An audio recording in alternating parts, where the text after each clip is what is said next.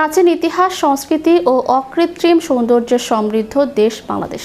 প্রকৃতিপ্রেমী ও দুঃসাহসিক অভিযাত্রীদের জন্য অনেক উপাচারে সাজানো সুজলা সুফলা এই দেশটি।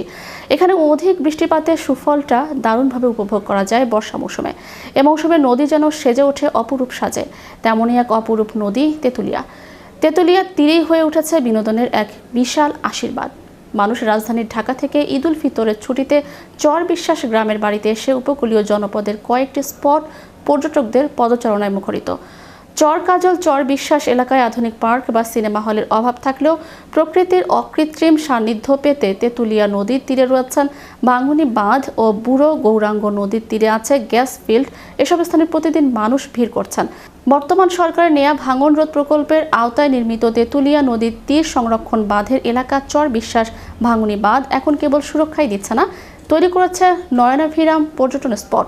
এ বিষয়ে অসীম আকরাম বলেন, সঠিক পরিকল্পনা, পরিবেশ সংরক্ষণ এবং অবকাঠামোগত উন্নয়ন নিশ্চিত করা গেলে পর্যটন কেন্দ্র হিসেবে গড়ে উঠতে পারে।